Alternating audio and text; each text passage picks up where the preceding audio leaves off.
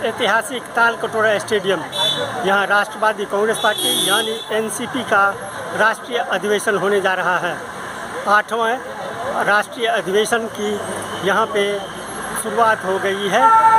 यह अधिवेशन 4 साल गैप के बाद हो रही है। आइए इस अधिवेशन के बारे में और देश के मौजूदा हालात के बारे में लोगों से बात करते हैं। आप कहाँ से आए हैं, क्या नाम है? पहले तो जय हिंद आपको, जय भारत, जय किसान। और हम आए हैं कहाँ से ये पूछने की जरूरत नहीं, हम एक किसान पुत्र हैं, किसान से किसान हैं, ठीक। रहने वाले हरियाणा भिवानी से। आज हर किसान अपनी जगह टो रहा है कि हम जिंदा कैसे हैं। हमें शरद पवार जी से कुछ उम्मीद करिए। इन्होंने कहा अभी अभी एक हमारे इतनी बड़ी भयंकर बड़ी तोप फेंकी है किसानों की तरफ। हमारा जो धान था उसके एक्सपोर्ट पर 20% अभी भी टैक्स लगा। ताज़ा ताज़ा घी पर, दही पर, लस्सी पर, छाछ के लिए उस पर वो लगाया, आरती पर भी लगा दिया। हम फिर भी नहीं बोले। अरे दोस्तों, आज जब किसान की फसल खेत पर आने वाली है तब 20% जीएसटी लगा दिया। 20% का मतलब समझते हैं आप? 4000 जिस भाव धान का था तो वो उसको 20 से भाग करिए 800 रुपये कुंटल के गए। क्या करेगी उस सरकार पैसे का? वो हमें या तो बताए कि हमें यहाँ जरूरत है, देश भूखा मार दिया। उन लोगों को जो लोग वर्ल्ड की हस्तियों में गिनती होती है, दूसरे नंबर, पहले नंबर, चौथे नंबर, 5वें नंबर, उनको हजार कई हजार करोड़ माफ कर दिया था। हमारे टैक्स काट के हमारे को आर्थिक रूप से कमजोर करके ये तो हमें दुश्मन समझते हैं। जैसे कि दुश्मन को पहले आर्थिक रूप से कमजोर करो फिर उसकी तरफ अटैक करो। इन्होंने देख लिया किसान नहीं आ रहा, अब इसको पहले आर्थिक रूप से कमजोर करो। ये चंदा वगैरह करके इकट्ठा होगी फिर हमारे जंग न लड़ जाए, ये इसकी रीढ़ की हड्डी तोड़ना चाहते हैं। इसलिए हम हर उस योद्धा का, हर उस नेता का, हर उस मानवता के प्रतीक का साथ देंगे जो इन लोगों का विरोध कर रहा है। जय हिंद, जय किसान, जय हिंद, जय किसान। देखो आरक्षण कौन चंदा आरक्षण है, योग्यता पर हमने दे दो, हम योग्य हैं। जय हिंद, जय किसान, जय भारत, जय मानवता। और ये जो महंगाई है अभी देश में, इसको आप कैसे देखते हैं? महंगाई कहाँ महंगाई इन लोगों ने कर रखी है। आज दिल्ली के अंदर सर्वे करवा के देख लो, 62% होटल, रिहायश और फार्म हाउस इन नेता लोगों के हैं।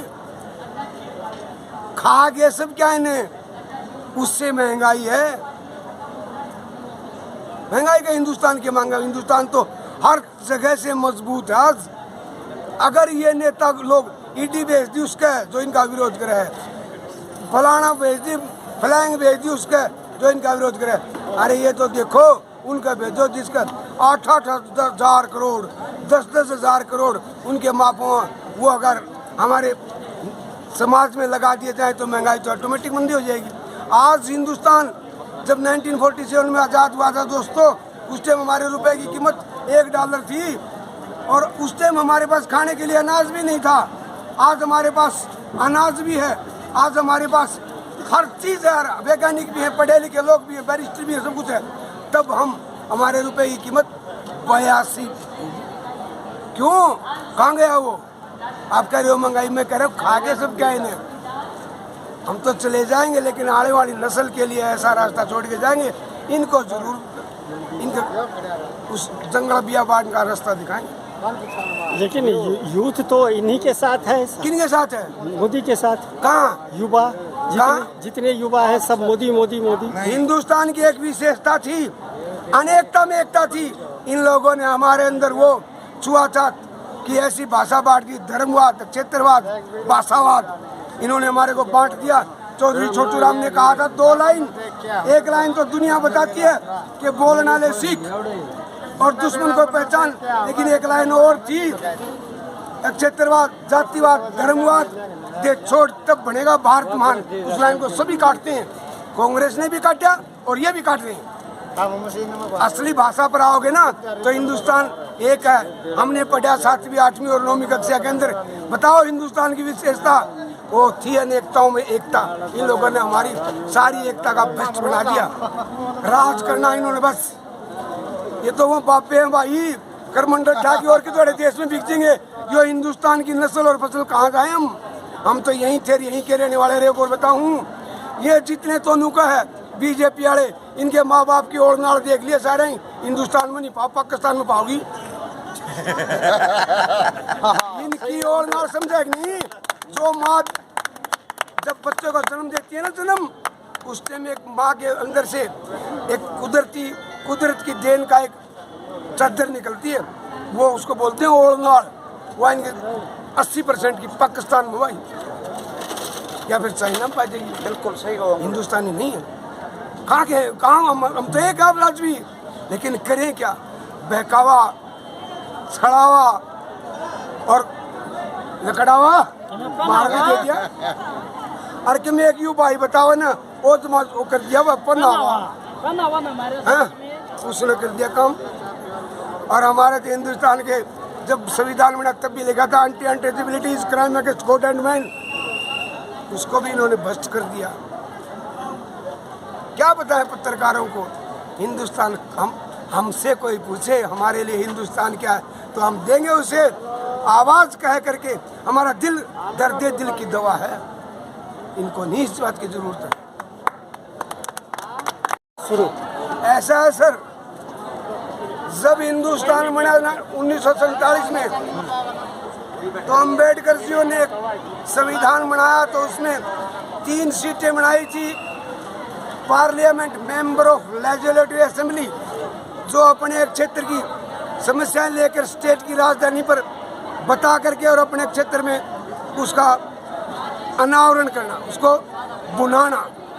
दूसरी बनाई थी मेंबर ऑफ पार्लियामेंट, जो सेंटर में जा करके हमारी सबसे बड़ी पंचायत में आवाज़ उठाएं और अपने क्षेत्र का भला करें। तीसरी वो बनाई थी कि बुजुर्गों को जो हमारे शिक्षित न होकर के, जैसे युधिष्ठिर जी ने कहा था ना, ज्ञान कहाँ मिलता है, बोला वो बुजुर्गों में मिला, किताबा में नहीं।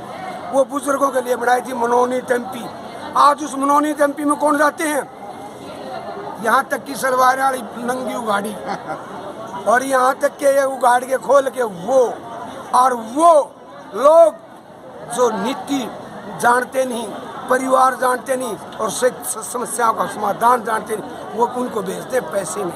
भ्रष्टाचार। और वो एमएलए जा करके वहाँ 5 साल क्या कहते भी रहे, पहले वोट मांगे जब तो हाथ जोड़े थे तो मुझे ले लिया, ये कहते हैं वो लोग।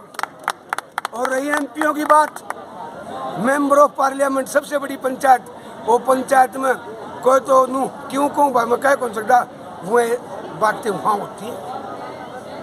वो हमारी पंचायत है दोस्तों, वहाँ प्रतिनिधित्व करने के लिए भेजा जाता, लोट खान खातर को नहीं।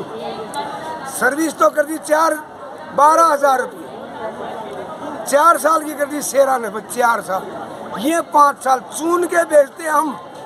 लिखित तो होती थी 47 में लिख के दिया था कि जो भी प्रतिनिधित्व करने के लिए जाएगा वो एक समाज सेवक है, जनता का प्रतिनिधित्व करने के लिए नौकर है।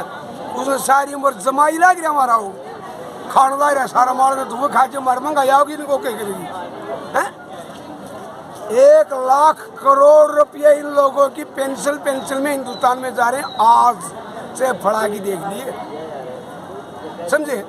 वहाँ हड़ बाने वाला किसान तो जिसके जुत्ती को नहीं मारे हाड़ टूटे मुँह से देख ले, और उनका जाके देख ले, समझे? इसलिए महंगाई है भाई, तो महंगाई की कथा उनका कर्तव्य, हर इंसान कर्तव्य भूल के, मैं भी भूल जाए डाले आगन सर के पास है, लेकिन खून माड़ा मड़ा भूलने का कोई नहीं, क्योंकि हम हरियाणा के किसान हैं। हिमालय की तलट्टी में बोलते हैं मुट्ठी भर लोग हैं। ऐ दोस्तों, दुनिया को रास्ता दिखाने वाले हिमालय की तलट्टी है, जिसमें पंजाब, हरियाणा, थोड़ा हिमाचल, थोड़ी यूपी और राजस्थान है। इसके अलावा बताओ कहाँ से है? वो तो आदिवासी लोग हैं, उनको बका करते जातिवाद, धर्मवाद, क्षेत्रवाद और समाजवाद में ले जाओ और हिंदुस्तान को कह दो महंगाई। इबे को और रचेगा यू कि ये बहुत अच्छा रहा कि मैंने क्योंकि 500 का नोट चला दिया, 2000 का चला दिया, 1000 का बीच में जोड़ रखा, घाट कौन गाला है मैंने और पाखंड करेगा। हाँ भाई, बना दिया मन मंदिर हो भाई, जब मंदिर रहा हिंदुस्तान चल रहा तो 20 से बड़े क्यों मुरवा जी बॉर्डर पे क्यों सेना खड़ी करा के फिर मंदिर में कहे चाले। भगवान राम ने भी दुआई नहीं पड़ी थी उसको, भाई थी कौन दुआई थी के। दोस्तों सोचो, संभलो और मेरे हिंदुस्तान को बचाओ और देश के जो हमारे शहीद हुए थे उनके खून की इज्जत और मान सम्मान रखो। और जय हिंद, जय किसान, जय भारत। Thank you. आप कहाँ से आए हैं? करनाल से आए हैं। करनाल का प्रॉपर करनाल से? प्रॉपर करनाल है।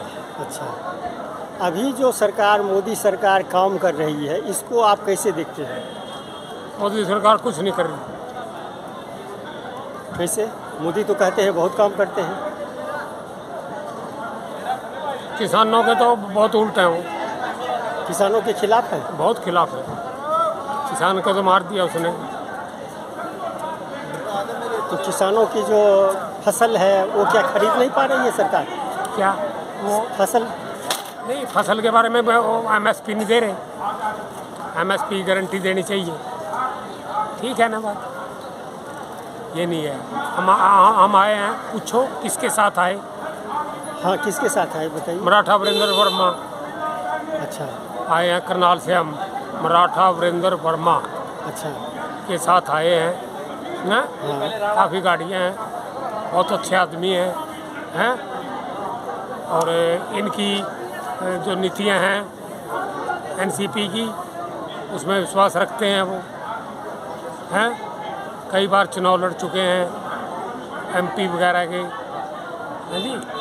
तो हरियाणा में क्या NCP कहीं दिखती नहीं है, इसको आप कैसे देखते हैं? NCP तो अब तो जन्म लेगी ना, अब आ गए ना बड़े नेता आगे। मराठा वीरेंद्र वर्मा जी आ गए हैं, अब चमक जाएगी। यानी शरद पवार में आपका विश्वास है? विश्वास है। शरद पवार को कैसे किस रूप में देखते हैं आप? बहुत अच्छे नेता हैं, किसान के भले में है। महाराष्ट्र में जैसे गन्ना है, किसान ये खेत से ही उठाते हैं, मिल में ले जाना पड़ता, कोई समस्या नहीं आती किसान को, हैं। हरियाणा का किसान भी यही चाहता है कि हम उससे बचें। जो समस्याएं हैं किसान की, उनके पास ट्रॉली नहीं होती, इतनी पैसा नहीं है उनके पास ट्रॉली ट्रैक्टर का, हैं।